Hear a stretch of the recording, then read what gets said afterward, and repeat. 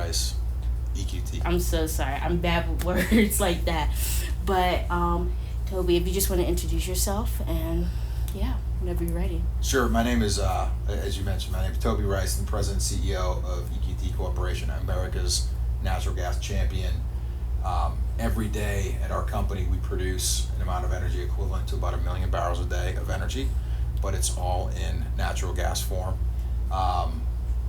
We have a pretty big capital program here. We're investing billions of dollars in Appalachia to bring more energy to the ground, out of the ground, and make the world a better place. And every day, it's a very complex operation, but every day our 1,500 employees and our 30,000 contractors that help support us are focused on making the energy we produce cheaper, more reliable, and cleaner. So that's really driven everybody and led to some pretty amazing results over the past 5 years since I joined this company. Yes, I can see. I'm really excited to be here. For those who can't see, this is a wonderful office. We are in his office in Carnegie, PA right now. There's so much artwork and stuff. And I found him from the Washington Post. There was an article posted about how he was in Carnegie, his office was in Carnegie. And I'm just interested to interview you, definitely. It's my first interview, so please give me some grace, everybody. But I'm excited. Yeah. So my first question is, I definitely want to dive a little bit more into your background. So you said you once dreamed of going pro in baseball. How did that change and why? It changed because I didn't have enough talent, simply put. I grew up in Massachusetts, and people are surprised to hear that because we're running one of the most valuable natural gas companies in the country, and not a lot of people from Massachusetts in the oil and gas industry. Of the 38 states in this country that produce oil and gas, Massachusetts is obviously not one of them. It's one of the 12 states that does not. But for me growing up, I spent a lot of time thinking about sports, and I thought I was going to be a professional athlete. And I think as Selena mentioned in that story, I mean, she labeled me the undrafted baseball player. But aren't we all undrafted baseball players? Yeah. So we share that in common. But I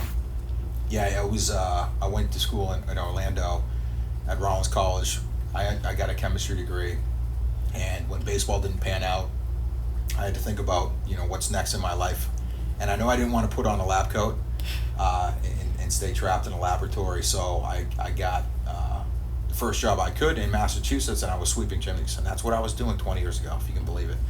And You don't look a day over 20, don't worry. No, thank you. Well, I'm not that old yet. You actually care how old I look. Actually, when I started Rice Energy and I was 24 years old, I always wish that I looked older because there is a little bit of people thinking that you need to have a certain level of age before you have the experience, but I think we changed that.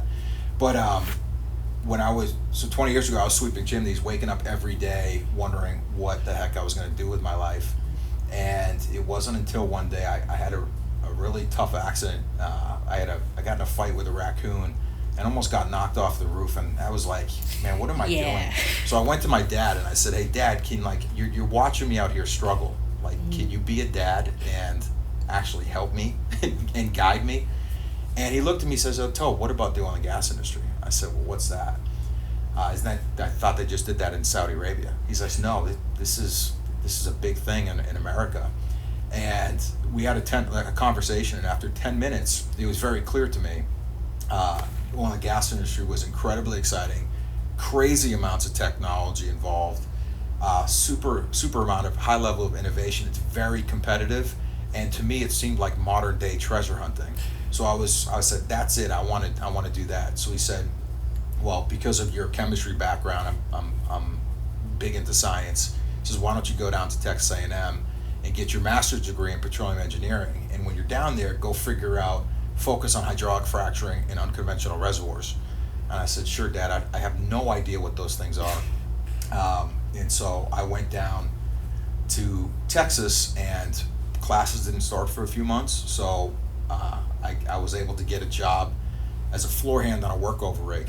And so my first job in the oil field, and for people that don't know where that job sits, that is the very bottom level of the totem pole. I was making $9 an hour with a $2 an hour safety pay. And was able to work at the ground level on a rig, and that's really where the the appreciation for the men and women in the field began, and started school at Texas A&M a few months later, and figured out what hydraulic fracturing unconventional reservoirs were. After 1 year of school, I was able to hustle and get an internship. So you got an internship. It's value the experience. I was able to get an internship at a company where we were able to convince the team to pump some new frac technology, and it increased production of that well by 30%. And you hear this a lot in business, especially in the oil and gas industry. Technology is a differentiator, and that's the first time that light bulb went on for me. Is the application of the right technology to produce differentiated results. And so when I came back to school for my second and final year, I got a call from the company. They tried the frac design again, and it increased production even more. And so I was like, man, I think I cracked the code on something. I was 24 years old, so I decided I was going to drop out, which is probably a premature, foolish decision looking back. Only being in the industry for a year and thinking I know enough to start a business in this industry. But my first business was a hydraulic fracturing consulting business. Was able to put the right technology in the ground, show that track record of technology providing better results, and that's where we had a really amazing opportunity. Where my father called me one day and says, "Well, what are you going to do with this edge that you've developed?" Because I believe in any business you need to have an edge. What are you going to do that's better than what the rest of the world is doing?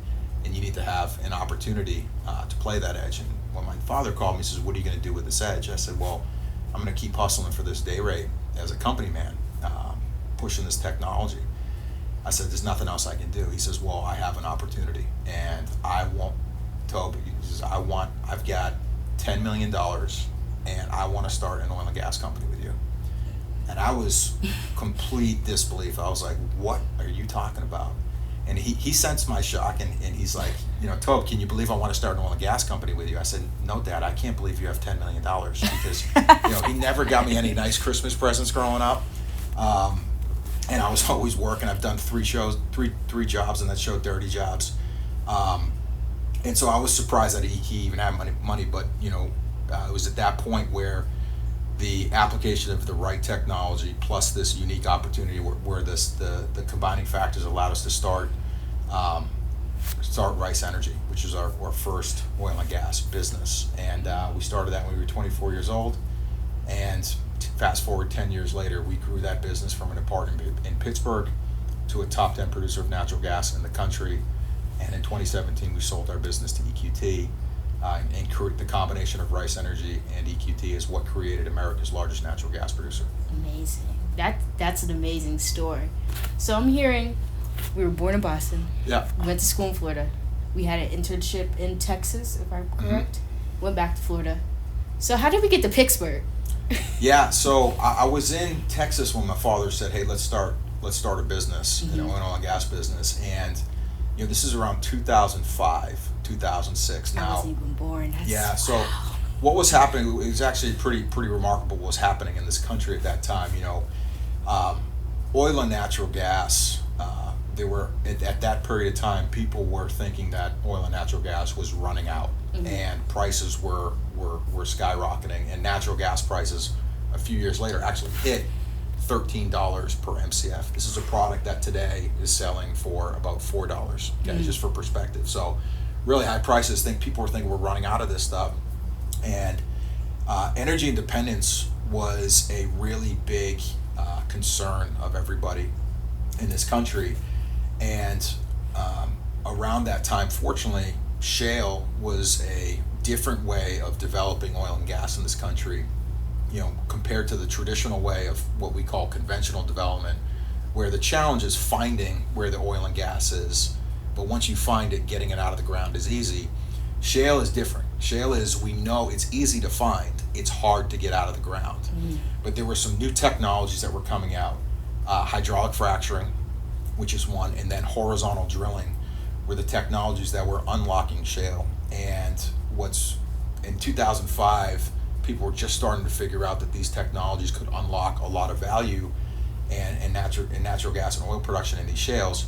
And the Barnett Shale was which is around the Dallas-Fort Worth area, was where a lot of people started in shale. Then they started looking in other basins. So when we decided to be an operator, the first thing you need to do is you need to go out there and map out the geology. We said, wow, the Barnett looks great, let's go there. Well, the second thing you need to do is you need to actually get the property rights to drill. We sign oil and gas leases with the people that own the minerals. In America, it's one of the most amazing things about this country, different than any other country in the world, is the landowners, private citizens in America owned oil and gas and mineral rights underneath their property. And so you need to go to those landowners and sign an oil and gas lease where we will get the rights to drill and develop and produce the energy that's underneath their ground in exchange for an upfront payment, and we will give the landowners a piece of the production that comes out of the ground. We call that a royalty. So unfortunately, the Barnett was so hot that it was very competitive. We were not able to get any land, and it was around 2006, 2007 where people were starting to think about the Marcellus Shale here in Pennsylvania, and it was a very large play that it spread over 4 states: New York, Pennsylvania, West Virginia, and Ohio, and it was 16 million acres in size compared to the Barnett, which is about 2 million acres in size. And my father said to me, "Hey, go up to Appalachia, go figure out if you can get something going in the Marcellus Shale." So it was really a reason for us to go try, and it was a new frontier. And fortunately, things have worked out for us up here. But gas that's produced in this country comes from this region. It is the biggest gas field in the world, and it's an absolute treasure for this country. And it's one of the reasons why natural gas prices have come down from $13 before we found our energy independence to where they're at today, which is around $4. But unfortunately, what's happened here in Appalachia is something that we spend a lot of time working through. Is people have been blocking pipelines to get this low-cost energy to other parts of the country, and unfortunately, my mom in Boston is paying $13 today for her natural gas. She'll be paying $20 for her natural gas in the winter, and I'll be selling that same natural gas a few hundred miles away a few states away in Pennsylvania for a price of $4. And the reason why that's happened is because pipelines have been blocked, canceled, or opposed, and it's created a really important need for us to advocate for people to understand, like, what do we actually do? Why is it beneficial, not just to the region, the communities that we operate in? Why is it beneficial to this country? And now with LNG, we're actually taking our natural gas and we're exporting it around the world. People are realizing how important natural gas is, American natural gas is, for the entire world. And it's been a really amazing opportunity, but unfortunately, this region could produce a whole heck of a lot more. But political force has overwhelmed market forces, and the political forces have prevented the ability for this energy to get out of the ground and move to the markets where it needs to go. Yeah, and I'm kind of young on the spectrum, but definitely last year was my first year to be able to vote, and definitely seeing the whether we say politics or whatever, definitely aside, it's definitely, you could see a lot of politics are really heightened right now. Definitely. And well, let's on a lighter topic, of course. So you just at 24, you started Rice Energy. What were the early struggles and early wins you had? I mean, I'll tell you that we struggled for like years, over 36 months, I think, before we got our legs underneath us. And looking back, I probably should have anticipated that type of struggle. I remember when my father said, "Hey, let's start the company." I said, "Okay, well, that sounds great. Let's do it. But let's take a step back and let's make a list of the reasons why we should do this and maybe the reasons why we shouldn't." And it started with, what are we good at? So my father was an investor. He invested in oil and gas companies. I would have loved it if he actually talked about that to me growing up, but So he knew oil and gas finance, and I wrote down on my side, I'm pretty good at hydraulic fracturing. And so I said, we've got those things covered. And I went to my dad and said, but there's a lot of other things we need to know about. Do you know anything about leasing land? He said, nope. I said, do you know anything about geology? He said, nope. Do you know anything about do you know anything about production or midstream or reserves? And he said, no, Tobe, I don't know much about all those things. I said, well, that makes two of us. So what are we going to do? And I think it's really important for people to realize, a lot of times people will look at what's the one reason why they shouldn't go and take a big step and take that risk.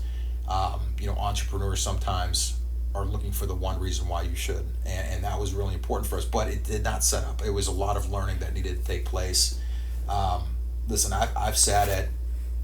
We did a lot of work. To get that first lease, I've sat at more kitchen tables. I've been at more kitchen tables in southwestern Pennsylvania than Betty Crocker. I've had more doors slammed in my face than a vacuum cleaner salesman. But it was just a tremendous amount of perseverance to be able to get our shot. And so there's nobody more grateful for the success that we've had than us, because we had to work so hard to get it. And keep in mind, we're not competing with small companies. We're a small mom and pop shop. We've got $10 million to put to work. And just for perspective, it costs $10 million just to drill a well. It costs $10 million just to get enough land to drill that well. So, this is a very small amount of dollars, and we're competing against big companies. We're competing against Exxon. We're competing against Chevron. Okay, these are very large organizations. But one thing I think that's really important people understand is that this is why this is the greatest country in the world. Because even in a situation where you've got some of the biggest companies about you, there are things that you can do to be successful and create a successful organization. And Rice Energy was our example. Like, the American dream is still alive and well. And I think that's something that we need to really cherish and make sure people understand. You can do things, but and the dream is still available, but it's going to take hard work. It's going to take perseverance, and you're going to have to. You will fail, but you got to keep going. And eventually, if you can be smart, if you can develop a big enough edge, if you can give yourself enough opportunities, eventually something will hit, and then it's off to the races, and you can never lose your edge. Yes. That's really motivational. You got me a little woo. So you said there was a lot you had to learn. How did you learn about AI in your company? How did you mix that in your company? When did you first learn? Let's start there. When did you first learn about it? Yeah, AI is the new technology. Mm-hmm. And it's not going to be the last technology, although it is kind of the end boss. Yeah. It's kind of a big deal. But listen, keep in mind, technology is always going to change, and you need to be able to leverage technology to keep up with the times. When the oil and gas industry was doing conventional development, hard to find but easy to get, there were a lot of people that just said, when shale was coming out, people said, that's never going to work. It's never going to make sense for you to do. You're never going to crack the code. And so there were people that just ignored these great technologies, hydraulic fracturing and horizontal drilling. And I saw those people. They didn't evolve. They didn't leverage the technology. And guess what happened? Smoked. Wow. Okay? Over almost 90% of the wells that we drill in this country right now are unconventional, relying on this technology. And we're always looking for the next greatest technology. But I'd also say this, you don't need to invent a lot of new things. I think being successful, part of it is just leveraging the technology that you have. And sometimes that can mean taking technology and putting it in an environment that it hasn't been tried yet. That's how we got our break to develop our first edge. And we've been doing that ever since starting our business. Now, AI is going to be awesome. We're really excited about it. And one of the reasons why we're excited about it is because, think about this. We have over 600 sites, over 4,500 wells are being produced. We have over 140,000 sensors that are in the fields collecting data like pressure, temperatures, equipment health, 140,000 of these data points. We call that our SCADA system. All that is generating information in real time, and we've got 1,500 employees here looking to optimize and turn every knob. We've done a lot of great work at EQT organizing our business and creating a digital representation of what's actually happening in the field. And so with AI, what that's going to allow us to do is do a lot of the optimization work for us and find the connections that maybe a person cannot see. And so we think AI is going to be key to us to continue this innovation that's taking place in this industry. But I just want people to keep in mind, like, on the innovativeness of this industry, from when we started drilling our first well in shale, and I'm talking we as an industry, my first well was a 2,000 foot horizontal well, and I almost couldn't even get it drilled. That's how difficult it was. Now we're drilling 20,000 foot horizontal wells. We're producing record amounts of energy in this country today, record amounts of oil, record amounts of natural gas, and we're doing it with 600 rigs. When we started in shale, there was over 2,000 rigs. And if you looked at the efficiency of what this equipment can do thanks to technology and applying technology, we have seen a 25-fold increase in the productivity per rig, which is a good metric for like how efficient the industry is. So we've done all of that without AI. AI is going to allow us to continue to find ways to optimize. But it's really cool when you think about adding new technology to some amazing technology that we already have. I mean, people are surprised to hear this, but the technology that we have and that we use to get this energy out of the ground, I think it rivals technology that NASA has. We can drill down 10,000 feet, turn that pipe sideways, and be able to drill a well 20,000 feet and be able to hit, steer and hit a target that's, the size of that sign right there.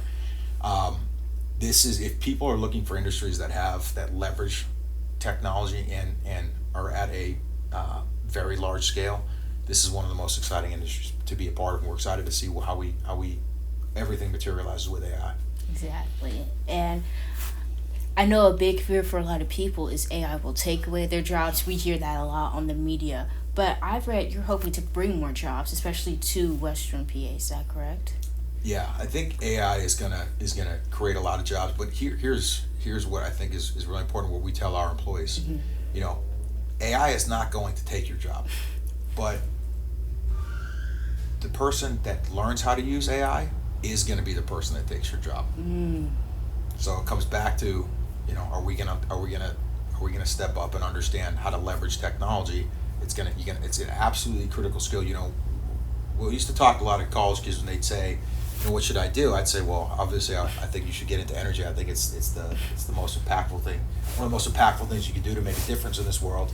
But I'd always tell them, whatever your passion is, get a minor in computer science, because the person with a technical understanding paired with the ability to leverage computers and write code, those people have the big edge. Now, the one skill I tell people is just understand how to prompt. And I think leveraging AI is going to be, learning how to use AI is going to be the last skill that we're going to really need to have to really understand. And I think the amount of research and education that will come from this also is going to allow people to expand their scope too, as well as finding optimizations within their technical fields. But if you don't learn it, I don't know what you're going to do. It's an absolutely critical skill in this time and age. It's like being able to, I think it's going to be equivalent to like using the internet, which is a silly thing to say. It's the most basic thing. But it's going to be that critical to someone's career. So AI in Pittsburgh, Yep. What do you see for your company I would say right now, but you kind of talked about right now.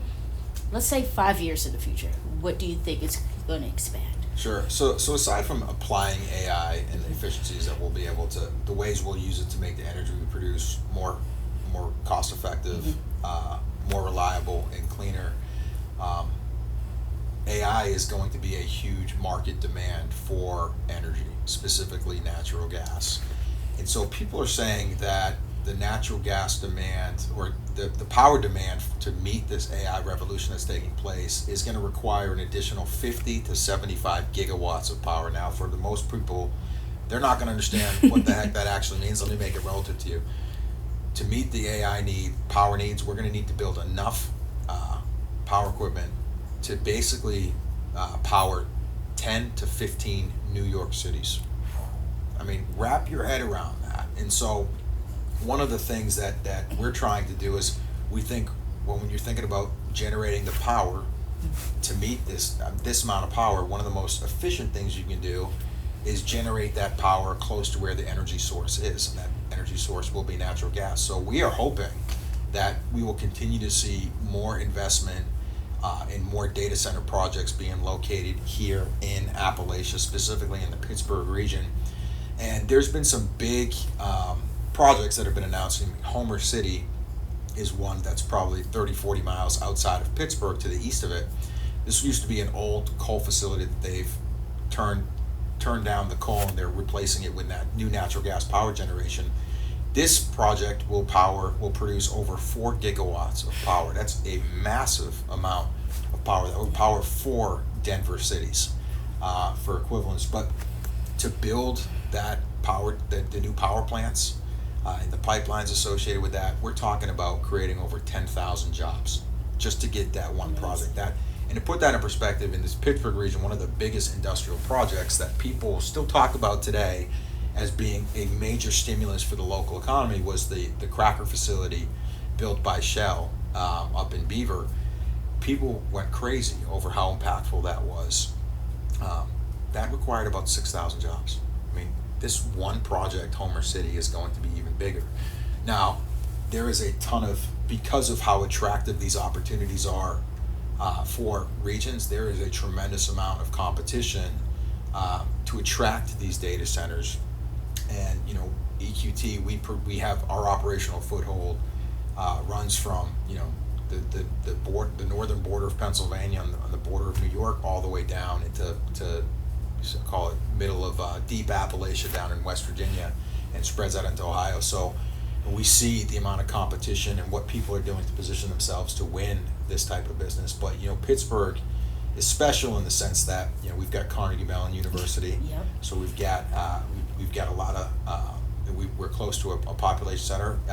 Pittsburgh is a place where we've gotten big industrial projects built, and guess what? There's a lot of brownfield sites on places where we used to have other industry, named a lot of steel.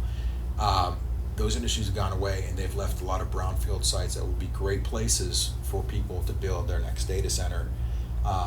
And so we're going to see a lot of it. I mean, this is the thing I think that's really important, though, is like, this is not just an economic opportunity for this region. This is not going to make our lives better as humans. It's not going to be only like the thing that hopefully cures cancer and does some other amazing things. Like, winning this AI revolution has much bigger implications. I believe this is probably one of the biggest challenges in our times, is to win this AI revolution. The world, I don't know if you were paying attention, but the whole Russia-Ukraine situation. Yep.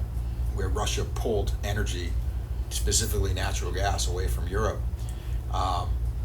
And the world learned in that situation that energy is critical. When the bombs dropped in Ukraine, people understood that energy security matters. And I believe that meeting the power needs of this AI revolution is going to be higher stakes than what we saw in the past few years. That's how important it is.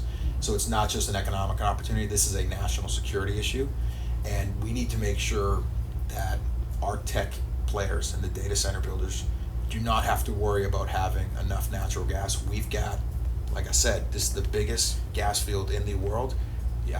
EQT is America's natural gas champion. We're going to do everything we can to make sure people are not going to need to worry about getting the natural gas that they need. But there have been a lot of challenges on the energy systems that have prevented energy projects from getting built. It takes an act of Congress to get a pipeline built in this country.